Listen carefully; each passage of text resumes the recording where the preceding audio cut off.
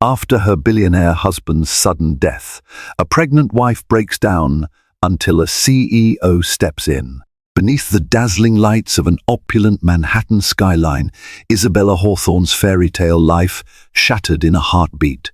Once the adored wife of billionaire philanthropist Damien Hawthorne, she carried not only his child, but also the weight of their shared dreams until his untimely death left her alone and inconsolable. Rumors swirled around the tragedy, and speculation about her future electrified the gossip columns. As Isabella struggled with grief and looming financial complexities, a new figure emerged, Julian Astor, a charismatic CEO determined to protect her from ruin. In the throes of heartbreak, Isabella stood at the crossroads of sorrow and hope, never suspecting just how drastically her life would change. Isabella Hawthorne née Dupree felt the chilly autumn air bite at her cheeks as she stepped onto the marble balcony of her Upper East Side penthouse. The New York skyline sprawled before her, a reminder of how much her life had changed in the last 2 years. She recalled the day Damien Hawthorne, heir to the vast Hawthorne family fortune, swept her off her feet. It had been at a charity gala for environmental conservation. He'd been charming, self-assured, yet oddly gentle in the way he spoke to her. Their whirlwind romance culminated in a grand wedding, replete with media coverage, labeling her the Cinderella bride.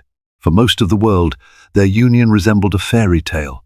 Damien, a brilliant financier and philanthropist, was revered for his bold investments and philanthropic endeavors.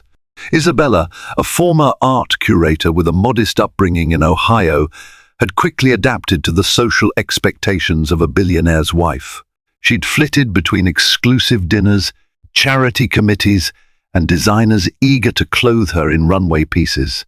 While the transition felt surreal, she relished the chance to share Damien's philanthropic passions, especially the Hawthorne Foundation, dedicated to education and environmental causes. Rumors occasionally blazed that her marriage was purely transactional, a beautiful woman of simple origins wedded to an older, fabulously wealthy man. Yet, behind closed doors, Isabella experienced more than just extravagance. Damien, 15 years her senior, treated her with respect, seeking her input on everything from art acquisitions to donation strategies. He was a complex figure, capable of intense focus and drive, but also tender and playful in private moments. She couldn't deny the passion they shared. That night, Isabella stood alone on the balcony because Damien was out attending a late meeting. She felt a roiling mix of anticipation and nerves. That very morning, she had discovered she was pregnant. Overjoyed, she anxiously waited for Damien's return to share the life-changing news. They talked often of having children, even picking out hypothetical names, if the day ever came. She imagined his reaction, a triumphant grin, tearful eyes, and her heart fluttered. But as midnight approached, she received a call that changed everything. The voice on the other end, a hospital official, spoke in hushed, urgent tones. "Miss S. Hawthorne, your husband's been in an accident. You should come immediately." Her world blurred. She dashed for her coat, ignoring the staff's worried questions, adrenaline surging through her veins. She couldn't grasp the weight of those words. At the hospital, bright fluorescent lights and the scent of antiseptic corridors assaulted her senses. Every step felt heavy with dread. Doctors rushed to intercept her. They tried to speak gently, but the message was brutal. Damien had suffered a sudden cardiac episode at the wheel of his car. He died en route to the hospital. The shocking finality sent Isabella to her knees, her mind reeling. She clutched her belly, realizing the fragile new life inside her would never meet its father. In the swirling chaos of medical staff, police clarifications, and weeping confidants, Isabella felt her illusions of safety crumble. Before dawn broke, she found herself alone in a sterile waiting room, heart pounding. tears running dry. The man she loved, the one who anchored her in a world of opulence, had vanished in a single catastrophic moment. And though she was certain she carried part of him in her womb, she feared the darkness of widowhood and the secrets she knew could arise in circles of immense wealth. The days following Damien's sudden death blurred in a haze of condolences, floral arrangements, and official procedures. Grief-stricken, Isabella barely managed to eat or sleep, haunted by nightmares of that phone call. The tabloids exploded with coverage, splashing tragic end for billionaire Damien Hawthorne across front pages. Camera flashes outside her penthouse documented every tearful appearance, fueling speculation on how she would cope. She buried Damien in an intimate funeral attended by the who's who of Manhattan CEOs, socialites, a senator or two. Eulogies praised him as a visionary investor, a champion of charity, a caring husband. Isabella, draped in black, stood stoic by the casket, feeling numb while acquaintances patted her shoulder. While she recognized some faces, many were strangers who leveraged the funeral for networking. The hypocrisy sickened her. In private moments, she collapsed from heartbreak. She kept replaying the memory of discovering she was pregnant mere hours before his death. The unfairness crushed her. She wished she had told him earlier that day. Maybe he would have driven more carefully, or seen a doctor if he felt ill. Sleepless nights were spent in their sprawling bedroom, his scent still clinging to pillows where every object recalled moments of their life together. To make matters worse, her late husband's associates descended like vultures. His hawk-eyed lawyer, Edgar Rosenblum, demanded immediate estate meetings. There were significant assets and business ventures that needed management, he insisted. Though Edgar tried to appear courteous, Isabella sensed an undercurrent of urgency. Perhaps some corner of Damien's empire teetered on instability. She dreaded these obligations, longing to vanish into her grief. It was at one such estate meeting she realized just how complicated her situation might become. Sitting around a glossy oak conference table, Edgar explained that while Damien's will named her a principal beneficiary, certain business partnerships weren't straightforward. There were shares in Hawthorne Capital, sprawling real estate deals, philanthropic trusts, as well as rumored unfinalized deals. In short, everything was in flux. Several board members eyed her warily, uncertain if a young widow and an outsider at that could handle the complexities. Rumors about her pregnancy wove through the hush of corporate corridors. She overheard whispers that she might not even remain in control of Hawthorne Capital. There were disclaimers in the legal documents about major shareholders, possible buyouts, and an entire labyrinth of financial tangles. That afternoon, after hours of draining discussions, Isabella returned to the penthouse with an intense headache.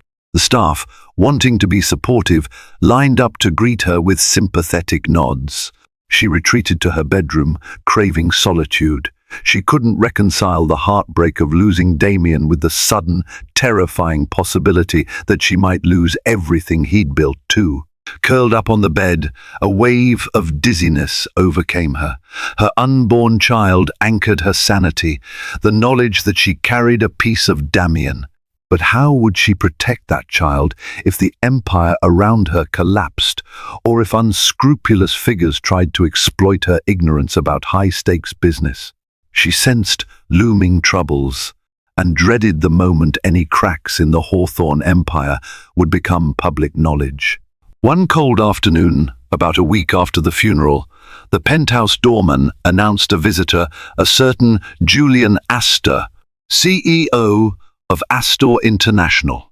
Isabella recognized the name.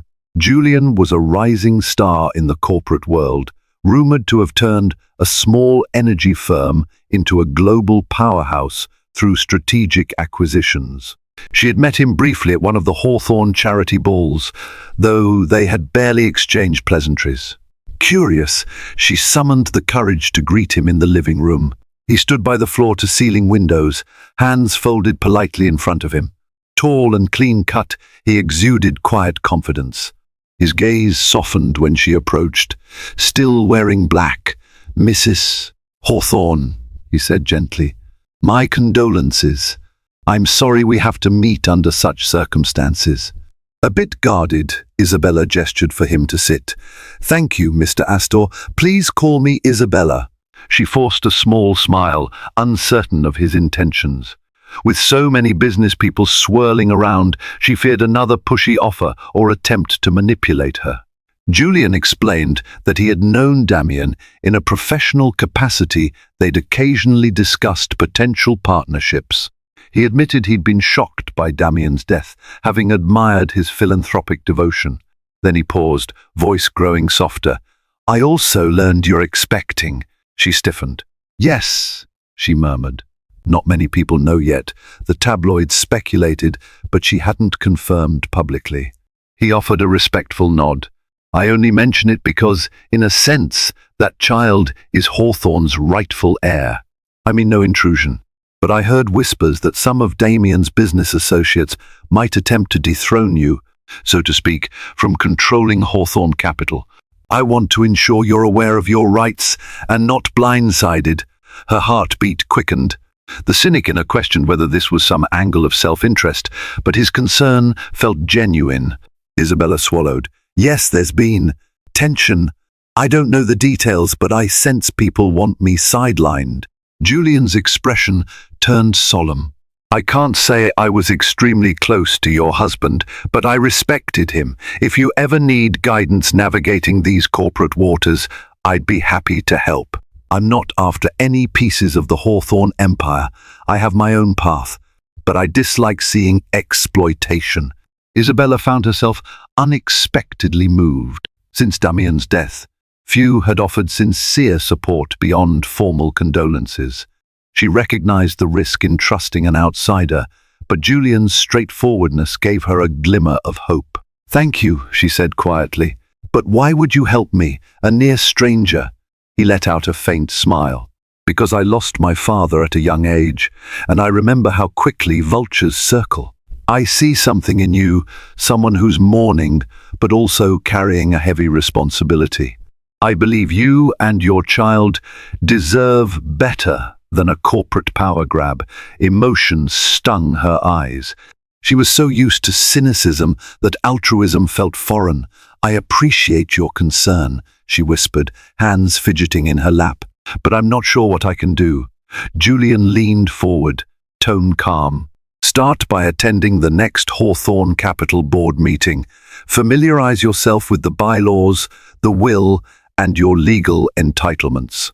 Show them you won't be dismissed.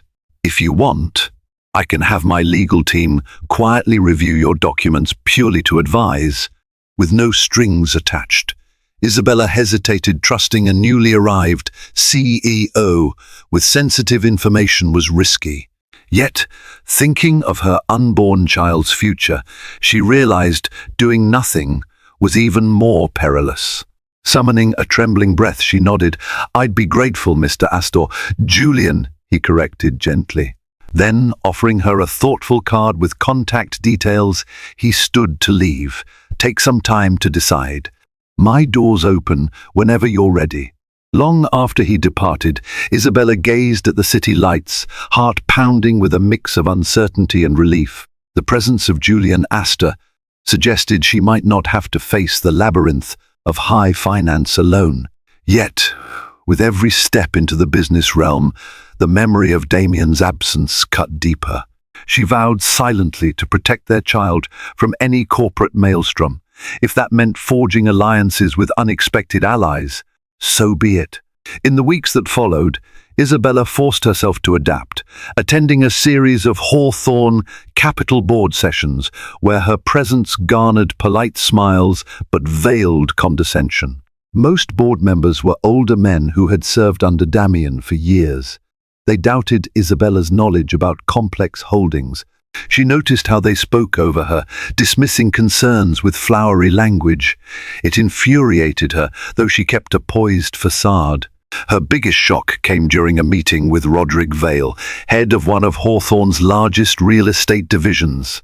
As she tried asking about the rumored losses in the European sector, Vale smoothly changed the subject, brushing off her inquiry. "We're handling it internally. Miss S. Hawthorne, no need to trouble yourself with complicated details," he purred. The paternalistic tone made her bristle. Afterward, alone in Damien's old office, she rummaged through his files. She discovered partial documents referencing a distressed property investment in Berlin. If these rumors were true, the firm might face a significant financial shortfall. She realized the men were intentionally hiding certain vulnerabilities. If public, these shortcomings could reduce Hawthorne Capital's stock value, thereby threatening her child's inheritance. Worn down by the deception, Isabella dialed Julian's number. She told him about the Berlin property fiasco and the board's stonewalling. He listened quietly, then suggested meeting at a neutral location, an upscale cafe near Central Park. She slipped out discreetly the next morning, wearing a simple coat and scarf, hoping to avoid paparazzi. They sat at a corner table, the aroma of espresso mingling with the crisp air.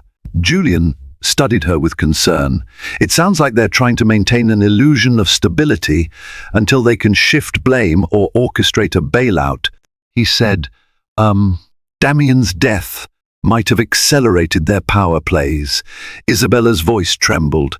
"I can't let them run the company into the ground. My child, it's his or her legacy at stake." Julian leaned forward. "There's a simpler approach. You can use the shares bequeathed to you. According to New York corporate law, you hold a significant voting stake in Hawthorne Capital, right?" She nodded. "Yes, but I'm still finalizing the legal transfer. And if the Berlin fiasco reveals too big a hole, I might lose everything anyway." He frowned. "We can't let that happen. Let me quietly instruct one of my business analysts to evaluate the Berlin situation. If it's salvageable, or if a restructuring is needed, you can step in with a real plan. Then the board will see you're not a naive figurehead." Her eyes widened. "You'd do that?" He gave a gentle smile. "I told you I don't like vultures. Let's make them realize you're not to be trifled with." Their conversation continued, a synergy forming between them. She realized Julian was offering not just expertise, but moral support. It warmed her heart, though a pang of guilt surfaced, would letting him into Hawthorne's affairs betray Damien's memory. By the time they parted, she felt a renewed sense of purpose. She clutched a binder of notes he'd given her, gleaning from his knowledge of corporate turnaround strategies. For once, since Damien's passing, Isabella walked away from a meeting with a spark of optimism. Yet, as she headed back to the penthouse, a swirl of press cameras flared on the sidewalk. She recognized a few faces from gossip tabloids. They snapped photos of her and demanded to know, "Is it true you're seeking help from Julian Astor? Are you dating Mrs. Hawthorne?" The barrage stunned her. She managed to slip inside the building, heart pounding. She realized how quickly the media would spin this. If the tabloids portrayed her as fraternizing with another powerful CEO soon after her husband's death, it could stoke scandal and overshadow her rightful claims to Hawthorne Capital.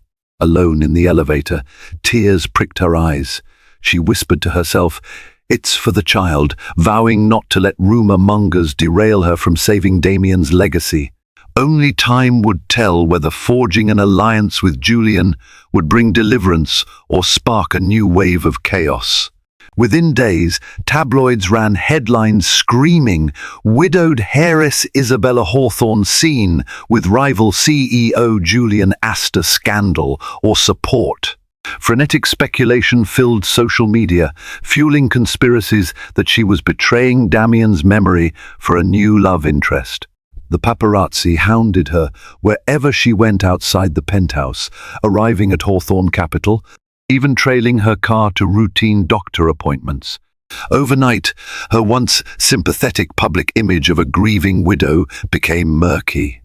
Online trolls spewed vitriol, gold digger, moving on too fast, the baby might not even be Damien's. The cruelty stung, though she tried to ignore it. In a heated meeting, Edgar Rosenblum, the Hawthorne family lawyer, demanded an explanation for these Astor rumors. "Miss Hawthorne," he hissed, adjusting his spectacles, "the board is livid. They think you're consorting with a competitor. This could undermine confidence in your leadership." She clenched her fists. "Julian Astor is offering help to analyze a potential crisis in Berlin. That's it." Rosenblum frowned. "I urge caution. Perception is everything. If the Berlin fiasco emerges publicly and you appear compromised by a competitor, the board might attempt to strip you of any controlling influence. We can't let the brand get tarnished."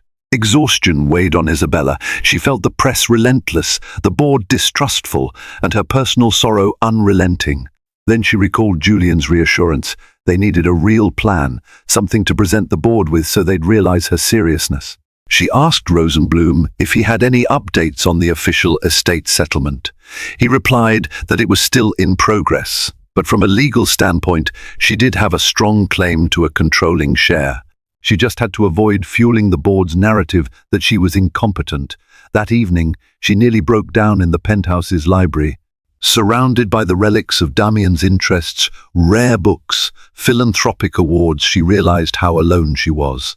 She placed a protective hand over her belly, the baby's presence her only solace. Reaching for her phone, she texted Julian, "Media is twisting this. Maybe we should keep our alliance quiet." He replied swiftly, "Agreed. Let's strategize a private plan. Don't lose heart. I've got your back." In that moment, she felt a flicker of gratitude. She had no illusions that Julian was some flawless savior. He was still a powerful businessman with his own ambitions. But his sincerity and respect offered hope in a sea of opportunists. If she could just maintain composure and finalize this plan to save the Berlin property, the board might see her as a rightful figurehead. Yet, she also feared how far the board might go to maintain their grip on power. She wondered if certain members might sabotage her baby's inheritance. The thought was chilling, fueling her determination to stand firm. She decided to press forward, dealing with the media storm in whatever way possible, refusing to yield to the malicious rumors. Amid the swirling media chaos, Isabella found fleeting comfort in her growing bond with Julian, at least in a professional sense. Late-night calls and clandestine lunches became their norm, during which they pored over financial data about the Berlin investment. Julian's analysts discovered that the troubled property could be salvaged by injecting fresh capital and rebranding it from a failing shopping complex into a tech-driven office hub. If timed correctly, it could yield a modest profit instead of a ruinous loss. Excitement flickered in Isabella's eyes as they set about drafting a formal proposal. "If we present this plan to the Hawthorne board," she reasoned, "they'll see I'm not just a clueless widow. I can lead the company out of a crisis." But that confidence soon took a hit. One evening, returning to her penthouse after a routine prenatal checkup, she stepped off the elevator only to find Roderick Vale waiting in the hallway. She froze, unsettled by his presence. He greeted her with a tight smile. "Miss S. Hawthorne, I wanted to speak privately," he said, voice dripping with polite menace. He gestured to the corridor. "It seems you're moving dangerously close to forging alliances outside our circle. The board won't stand for it." She squared her shoulders. "My alliances are my business, Mr. Vale. I'm simply ensuring the company's future." His gaze flicked to her belly. "We respect your position," he said, tone chilly, "but you must realize that if you bring in an outsider like Astor, you risk undervaluing the brand. Some of us might question your ability to remain in control, especially with a child on the way." Her heart pounded. "Threatening a pregnant woman? That's low, even for you." He gave a thin smile. "We're only concerned, Mrs. Hawthorne. You're vulnerable right now. Let us handle the complexities. Step aside gracefully, and your child can still inherit a tidy sum. Otherwise, if the Berlin fiasco leaks, the stock plummets, you could see that inheritance shrivel." She felt fury rise in her chest. "So that's it? Intimidation to make me back down?" Vale shrugged. "We prefer you remain the sympathetic figure. Let the board do what's needed to maintain stability. No need for scandal or Astor's meddling." With that, he strolled away, leaving her stunned. She realized the board might be more cutthroat than she'd imagined. They'd do anything to retain control, even sabotage a viable plan if it meant reaffirming their power. She hurried into the penthouse, tears of anger and frustration welling. Seconds later, her phone buzzed. She half expected more tabloids, but it was Linda Greenwood, her old friend from her art curator days, one of the few who stuck by her. Isabella spilled the entire story of Vale's threat, feeling the baby tense in her womb as she rehashed details. Linda cursed softly, urging her not to yield. That night, Isabella didn't sleep. She paced the bedroom, missing Damien's comforting presence. She recalled how he used to champion underdogs in philanthropic efforts. If he were alive, he'd never let the board push her around. She resolved to move faster with Julian's plan. The next board meeting was days away. She'd present the Berlin rescue blueprint then.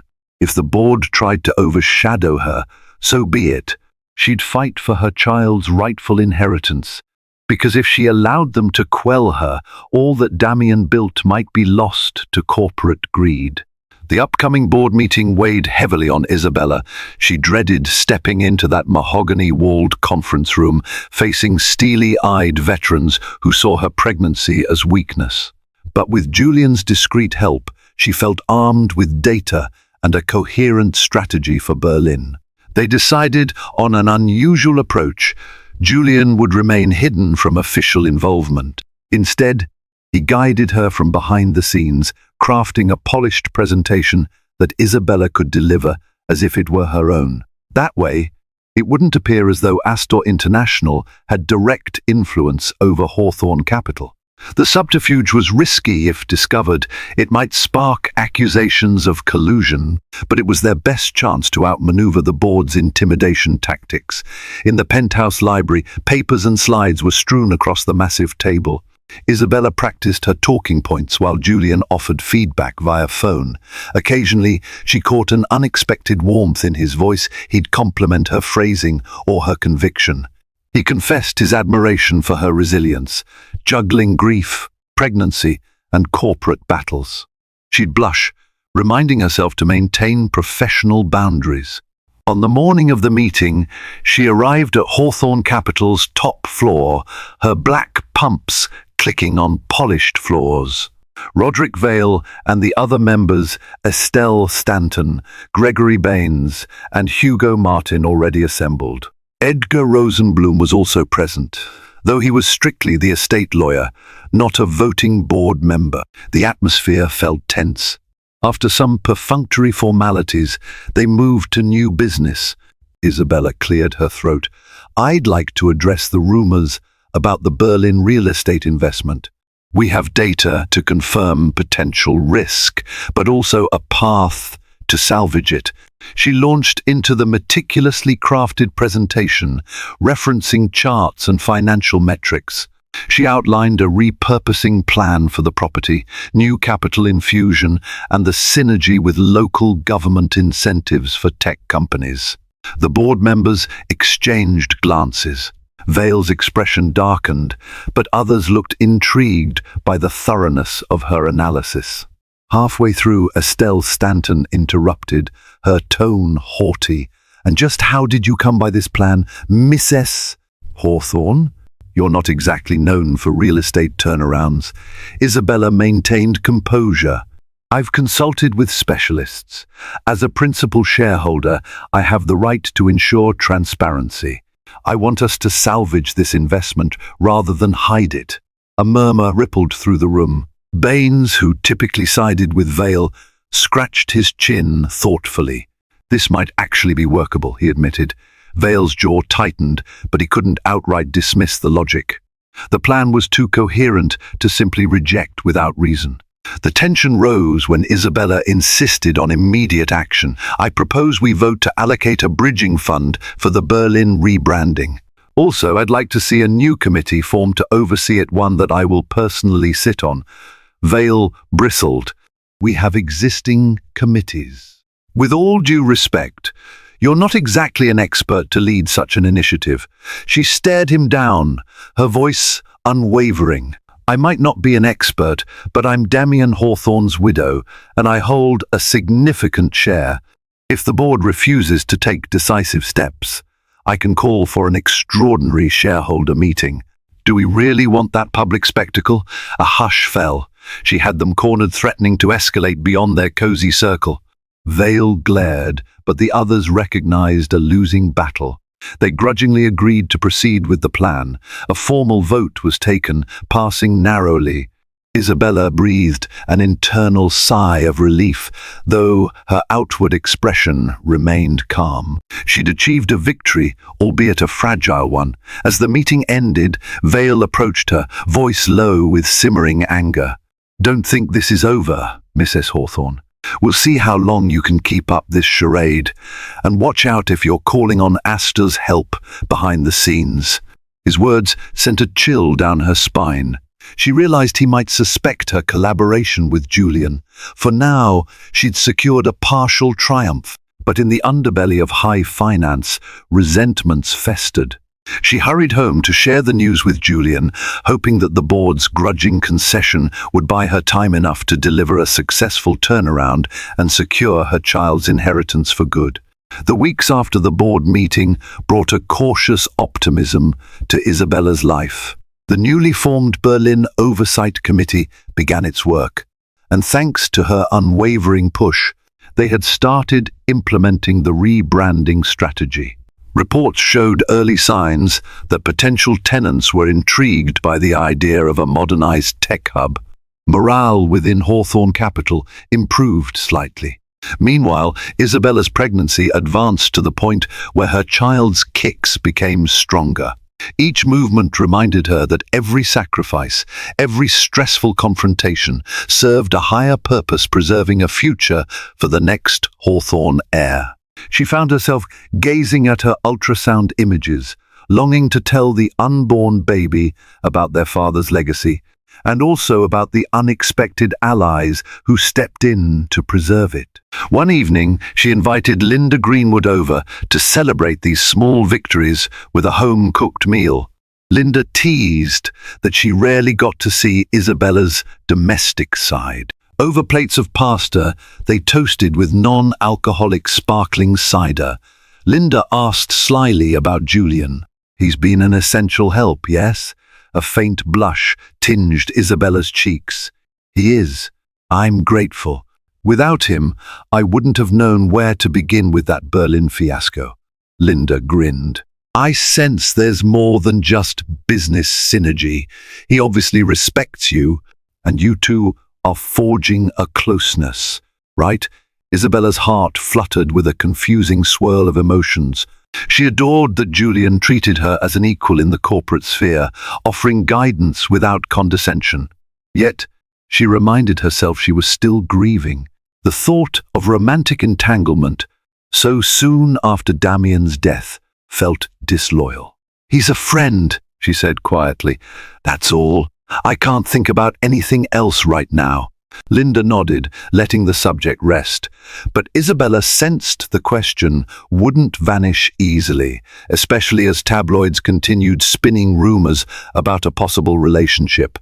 She read a gossip piece labeling her the Black Widow of Manhattan, forging new alliances with Playboy CEOs. The vile portrayal enraged her, but she refused to dignify it with a response. The next morning, Isabella had a routine prenatal checkup. Since Linda was busy, she resolved to go alone, nervous but determined. As she approached the clinic, paparazzi swarmed. Mrs. Hawthorne, is it true you're living with Julian Asta? When are you announcing the baby's father? She pushed through them, heart pounding, refusing to respond. Inside the clinic, she collapsed in relief. The ultrasound technician began the exam, and the baby's heartbeat filled the room, a soothing, rhythmic reminder that life pulsed on. Tears of gratitude welled. This child was her anchor, her reason to fight on, no matter the storms of rumor or corporate sabotage. Afterward, stepping outside, she braced for more paparazzi. Instead, a black town car pulled up. The window rolled down, revealing Julian's concerned face. "I heard they were mobbing you," he said softly. "Hop in, I'll give you a ride home." Her tension eased. Climbing in, she thanked him, ignoring the flash of cameras catching her stepping into Astor's vehicle. The ride was mostly quiet. She clutched the ultrasound images as though they were precious gems. At her building, he gently touched her arm. "Keep me updated on the baby's progress, all right? And the Berlin project, too." She mustered a small smile. "Thank you, Julian, truly." In that moment, she realized how comforting it felt to have someone else care so explicitly for her well-being. If only the rest of the world wouldn't twist the story. But for now, she'd accept that sometimes a helping hand is just that, a lifeline in a storm. The initial successes in revamping the Berlin property turned out to be short-lived. A few prospective tenants that had expressed interest backed out without warning, citing concerns about Hawthorne Capital's internal power struggle. Rumors circulated that certain board members might sabotage the project for their own reasons, like Roderick Vale, who might have wanted to push the asset into default to scoop it up through a side arrangement. When Isabella learned of these defections, her heart sank. She realized she had to galvanize the board's support once again, or risk letting the Berlin fiasco re-escalate. But the board's next meeting was weeks away, and she worried time was slipping. On a rainy afternoon, she convened a small meeting in her penthouse. Attending were Linda Greenwood, Edgar Rosenblum, and two sympathetic mid-level executives from Hawthorne Capital. They discussed strategies to reassure tenants and prove that the Berlin hub would be stable. Edgar mentioned that if the board didn't unify soon, the negative press might cripple share value. Then Edgar dropped a bombshell. Roderick Vale is rumored to be courting a hostile takeover from an international conglomerate. They might be planning to forcibly buy out a controlling portion of Hawthorne shares if the price dips enough. If that happens, your child's inheritance could be drastically reduced or overshadowed. A chill ran down Isabella's spine. She recalled Vale's smirk, how he'd threatened her to step aside. This must be his endgame, undermining the Berlin project to sink the stock, then inviting an outside buyer. She refused to let that stand, but how could she block a takeover? Linda suggested a strong public statement, reaffirming leadership under Isabella, but the media hostility remained intense. Any mention of Julian Astor would set off a new wave of rumors. Edgar proposed they partner with a reliable outside investor to quickly boost confidence. The question was, who? Late that evening, Isabella found herself texting Julian again. She laid out the predicament, the possibility of a hostile takeover. Julian responded within minutes, "Let's talk. We may have a solution." They met privately in one of Astor International's smaller conference rooms after hours. The stark, modern space was devoid of prying eyes. Julian explained that he could infuse strategic capital into the Berlin property, thus reassuring tenants that the project had backing from a stable source. In exchange, he'd get a minority stake in that single asset, not the entire company. This arrangement might protect Hawthorne Capital from a broader hostile buyout by stabilizing its main vulnerability. Isabella recognized the brilliance of the move. By ring-fencing the Berlin property with Astor's partial investment, Vale's sabotage plan would be undermined. But she also worried about fueling rumors that she was selling out to Julian. Still, with no better option, she swallowed her pride. "If you do this, you must keep my involvement professional." "The tabloids are already speculating too much," she pleaded. Julian nodded solemnly. "Of course, it's purely a property-level deal. The board can't accuse you of letting me seize Hawthorne Capital overall." He paused, gaze sympathetic. "I do worry about the toll on you. All this stress can't be good for the baby." She forced a soft smile, one step at a time. "If this saves the child's inheritance, it's worth it." They hammered out details until midnight, forging an arrangement that would be pitched to the board as an urgent measure. Isabella left the building, exhausted but determined. For the sake of her unborn child, she had to quell Vale's manipulations. She prayed the board would accept the Astor infusion, despite their distrust. Driving home, she felt the baby stir, a reassuring nudge from within. She whispered to the empty car, "We're almost there. I won't let them tear down everything your father built." Yet, the looming threat of more boardroom battles weighed heavily. She sensed a final confrontation with Vale might be inevitable, one that could break the fragile alliances she'd managed to form. The day of the next board meeting arrived, overshadowed by tension thicker than a storm cloud. Word had leaked that Isabella intended to propose a partial partnership with Astor International for the Berlin property, stoking suspicion among certain members. She recognized Vale's scheme. If he could turn enough of the board against her, they might block the deal, leaving the property vulnerable to the rumored hostile bidder. Nerves fluttered in her stomach as she entered the conference room. She was heavily pregnant now, her belly a visible symbol of the future she fought for. Vale, Stanton, Baines, Martin, and the rest eyed her in stony silence. Edgar Rosenblum stood quietly in the corner, offering moral support. Isabella took her seat at the head of the table, determined not to show fear. She launched into a concise overview. "Ladies and gentlemen, the Berlin property remains our greatest liability. We must reassure potential tenants and investors, or risk letting it drag our entire portfolio down. I've secured an offer from Astor International to invest a minority stake, strictly limited to that asset. This injection would fund the final renovations, marketing, and technology upgrades to make the hub appealing." Vale leaned back, arms crossed. "So you're effectively handing our prime real estate to an external competitor?" Isabella met his gaze calmly. "Not handing over, selling a minority slice for immediate capital. The property remains under Hawthorne's control. In return, we get Astor's brand credibility. Tenants will see a stable backing. That quells the fear of meltdown." Stanton sniffed. "And what if Astor uses that foothold to eventually expand into the rest of Hawthorne Capital?" "We can't trust him." Isabella exhaled slowly. "The contract is asset-specific, giving them no claim on the rest of the company. It's standard in real estate. Meanwhile, if we do nothing, we risk a stealth takeover by other less scrupulous entities. I suspect some board members are already in advanced talks with those outsiders." Her pointed glare landed on Vale, who glowered but said nothing. Baines coughed, shifting in his seat. "I must admit, if we let that property tank, our share price could plunge. That sets us up for the exact scenario Miss S. Hawthorne warns about.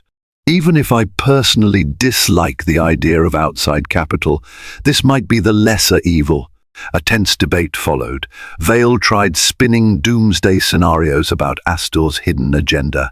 But with each of his objections, Isabella countered with carefully prepared data. She concluded with a direct appeal. "As Damien Hawthorne's widow and majority shareholder, I'm endorsing this measure. We either act or watch the brand degrade further. My unborn child deserves a stable inheritance, and you all share a fiduciary duty to preserve the company."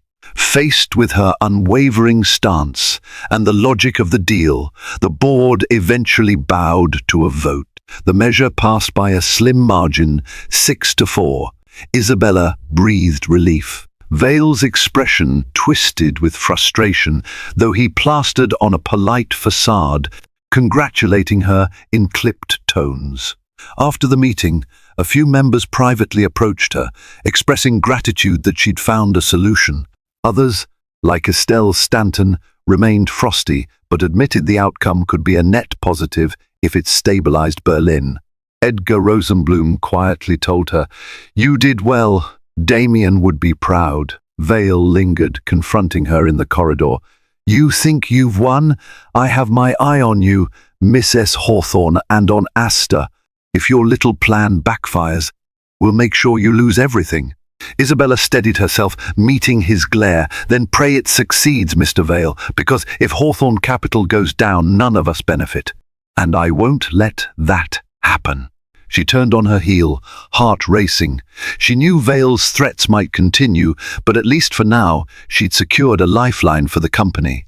Heading home, she texted Julian. The board approved. "Thank you," he replied with a single thumbs-up emoji. "Plus, take care of yourself and the baby." She found herself smiling at the small note of personal concern. Progress was made, though tensions still simmered beneath. She only hoped she could hold everything together long enough to welcome her child into a stabilized empire and a future free of conspiracies. A few weeks later, the partial investment deal with Astor International was finalized. Papers were signed, attorneys filed the necessary documents, and the Berlin hub's renovation resumed with renewed vigor. Potential tenants who had been nervous saw the strategic partnership as a mark of stability, and inquiries surged. Isabella breathed a sigh of relief. It seemed she had snatched victory from the jaws of corporate sabotage. Even the tabloids toned down their negativity, shifting attention to other celebrity dramas. Nonetheless, Roderick Vale lurked in the background, occasionally shooting her baleful glances in board discussions. She suspected he was licking his wounds, biding time for another power play. But for now, she focused on ensuring the project delivered results. Amid the corporate bustle, her pregnancy advanced into the final trimester. Each day, her unborn child's kicks reminded her that she wouldn't be alone for much longer. She arranged a small baby shower with Linda, ignoring the paparazzi's continued interest.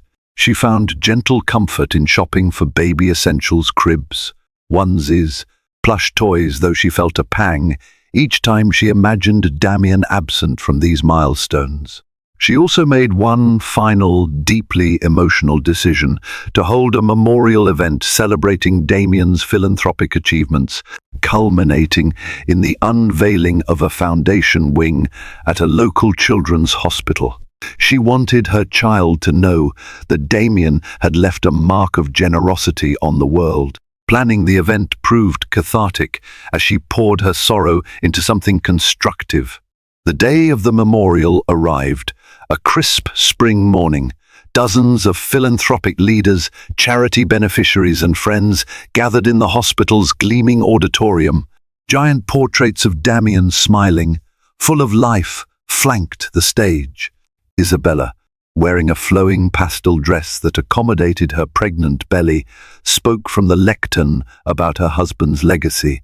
Damien believed in giving back to the vulnerable. He taught me that wealth is a tool, not a trophy. Today, we honor that vision for future generations. Tears glistened as she recalled personal anecdotes of his kindness. The crowd gave a standing ovation. Once the formalities ended, many approached with heartfelt condolences. She recognized a few from the Hawthorne board, who offered polite remarks. Linda stood close, offering moral support. Julian arrived quietly, not wanting to overshadow the event. He gave her a solemn nod from across the room, an unspoken message of solidarity. Later, standing in the hospital's newly dedicated wing, Isabella read the plaque, the Damien Hawthorne Pediatric Unit, in memory of a philanthropist whose generosity knew no bounds. She felt the baby stir. A wave of grief and acceptance washed over her. She whispered, "I miss you, directed at the memory of her husband, feeling a pang that her child would never meet him. But a sense of closure enveloped her, too. She had fought to keep his philanthropic spirit alive. That evening, she visited his grave for the first time since the funeral. Clutching a small bouquet of roses, she knelt on the soft grass, belly pressing against her coat. "Damien, I'm trying my best," she murmured. "Our child will be here soon. I hope I've honored you well. And I hope you'd understand the choices I've made accepting help from those I never expected. This world is harsh, but we're making it through." The breeze whispered around her, a gentle hush that felt like a fleeting embrace.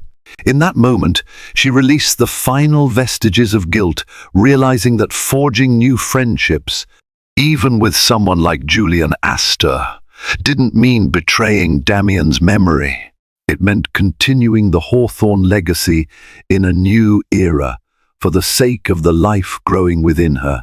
As the Berlin hub approached completion, excitement rippled among Hawthorne Capital's ranks. The property's rebranding was nearly done, and major tech tenants were signing leases. Even the board members who once opposed Isabella grudgingly admitted her strategy had proven effective.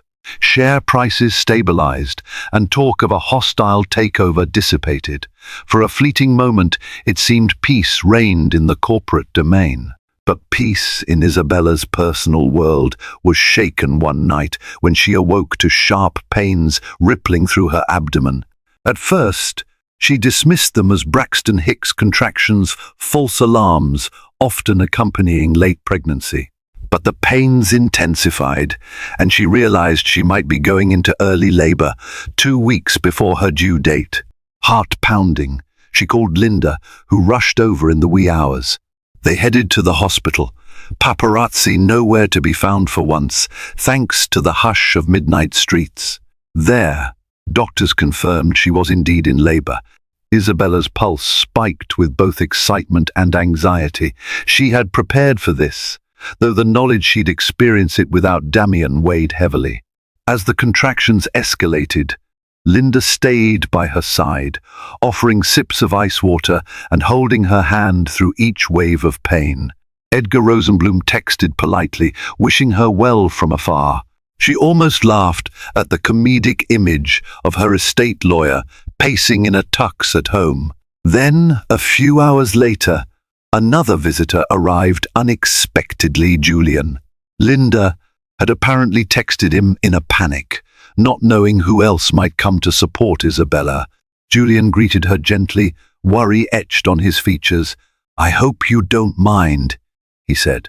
"I just wanted to make sure you're all right." The look in his eyes spoke of genuine concern, not just business alliances.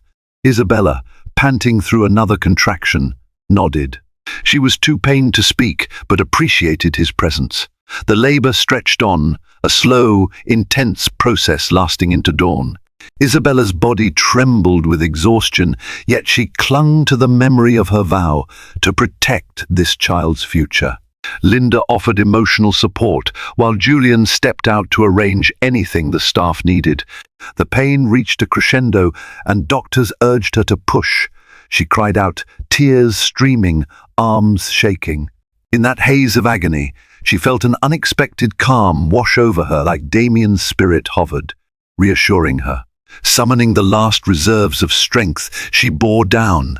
At 7:14 a.m., a sharp, newborn cry shattered the tension. Relief swept through the room. The doctor announced, "It's a boy," as they placed the tiny infant in Isabella's arms. Overcome by emotion, she sobbed quietly, pressing her forehead against her son's delicate head. He wriggled, eyes still shut, lungs heaving. Linda cheered, tears glistening. The entire room felt suffused with gratitude. Julian lingered near the doorway, eyes shining with something akin to awe. He retreated quietly, not wanting to intrude on this deeply personal moment. Isabella cradled the baby, absorbing the magnitude of his existence, an extension of Damien, a living testament that life endures. "We did it," she murmured, tears of joy mingling with sorrow. She decided to name him Damien Edward Hawthorne, paying homage to his father but adjusting the spelling slightly, so he had his own identity. As the medical team performed routine checks, Isabella dozed off in exhausted bliss. Linda stepped out to call close friends. Meanwhile, Julian found himself alone in the corridor, replaying the piercing cry of the newborn in his mind. He realized how deeply invested he'd become in Isabella's fate, once purely a professional courtesy, now entwined with genuine care. That day, in a quiet hospital room, a new chapter began. Hawthorne's heir had arrived, and with him a chance for Isabella to fully reclaim her life from the shadows of sorrow. She drifted into sleep, baby in her arms, heart brimming with equal parts relief and an unspoken wonder at what the future might hold. After baby Damien Edward's birth, a wave of congratulations poured in from around Manhattan's upper crust. Bouquets, plush toys, and well-wishes crammed Isabella's hospital suite. Even some board members like Estelle Stanton sent polite flowers, if only to maintain appearances. Roderick Vale remained conspicuously silent. Once Isabella returned home to the penthouse with her son, she experienced the reality of motherhood, sleepless nights, constant feeding, and an unbreakable bond with the tiny infant. Every time she gazed into Damien's dark eyes, she felt love and sorrow intermingled, a reminder that his father would never hold him. But she also recognized an immense responsibility. She was no longer just safeguarding her late husband's empire, she was forging a stable future for Damien, the rightful heir of the Hawthorne name. The Berlin project soon reaped tangible results. A major tech firm announced they'd lease multiple floors, citing the property's prime location and improved facilities. Media outlets pivoted to praising Isabella's leadership. Widow to warrior, how Isabella Hawthorne secured her son's inheritance, read one flattering headline. She disliked the sensational framing, but appreciated the renewed trust in Hawthorne Capital's direction. During a quiet lunch, Linda teased that Isabella's postpartum glow also had a certain Julian factor. But Isabella shrugged off suggestions that she and Julian were more than friends. She admitted he was an invaluable ally, and yes, she felt a special gratitude for his unwavering presence. However, in her heart, she still grieved Damien. It seemed too soon to decipher the shifting emotions swirling between her and Julian. Instead, she poured her energy into being a mother and CEO figure. A month after Damien's birth, she convened a special shareholder meeting to reveal updated financials. The Berlin rebound, combined with a few philanthropic angles that attracted positive press, boosted Hawthorne Capital's market standing. The meeting ended with applause, a stark contrast to the dismissive attitudes she once faced. Even Vale, scowling in the corner, had to concede that her strategy worked. In her closing remarks, Isabella made a poignant statement. Damien believed in building a legacy not just of wealth, but of compassion. We honor him by ensuring Hawthorne Capital remains a force for good. My son, Damien Edward, will inherit more than money. He'll inherit a vision of generosity and progress. The audience responded with a standing ovation. As she stepped off the podium, Edgar Rosenblum greeted her with a beaming grin. "You did it," he whispered. "You're truly the matriarch of Hawthorne now." That night, she returned to the penthouse, exhausted but proud. The baby cooed in his bassinet, and she picked him up, nuzzling his soft cheek. She found solace in the knowledge that, for the moment, crisis had passed. No more overshadowing sabotage or scandal. Vale was subdued. The Astor partnership thrived discreetly, fulfilling its role as a stabilizing force. A gentle knock on the door broke her reverie. It was Julian, carrying a small gift bag. "I just wanted to personally congratulate you on the shareholder meeting success," he said quietly. She invited him in, offering a seat near Damien's bassinet. He handed her the bag, containing a baby onesie embroidered with a subtle monogram, DEH. Touched. She blinked back tears. "Julian, that's so thoughtful," he shrugged, a faint smile. "You and your son deserve something special. I see how tirelessly you've worked to keep Hawthorne afloat. You've proven you're more than capable." Their eyes locked, a moment of unspoken emotion passing between them. The hush of the penthouse magnified the beat of their hearts. But just then, Damien let out a soft wail, reminding them both of immediate priorities. Isabella gently soothed the baby, feeling the closeness slip into a warm gratitude rather than romantic tension. She realized how entangled their lives had become, but also that she wasn't yet ready for anything beyond the present. As Julian prepared to leave, he paused at the door. "Whenever you need me professionally or personally, I'm here, Isabella," he murmured. She nodded, offering a genuine smile. The future lay wide open. For now, she had found contentment in her son's cherubic face, her company's newfound stability, and the enduring memory of Damien. Any possibility with Julian, if it existed, could wait until her heart was ready to embrace life's next chapter. Isabella Hawthorne's journey began in a moment of unimaginable sorrow, the sudden loss of her billionaire husband. Despite the heartbreak, she fought tirelessly to honor Damien's legacy and protect the future of their unborn child. When boardroom conspiracies and financial turmoil threatened to dismantle Hawthorne Capital, an unexpected ally emerged in the form of CEO Julian Astor. Together, they navigated ruthless business politics, media scandals, and personal grief, forging an unbreakable partnership that revived her husband's empire and secured a future for her newborn son, Damien Edward. Ultimately, Isabella discovered that true strength can blossom from the deepest pain. While she remains devoted to preserving Damien's memory, she's open to whatever life may offer next, including a profound bond with a man who proved that loyalty and compassion can transcend power. If this emotional tale resonated with you, please like, share, and subscribe for more dramatic, real-life, inspired fiction. Your support fuels stories that celebrate resilience, healing, and the power of hope.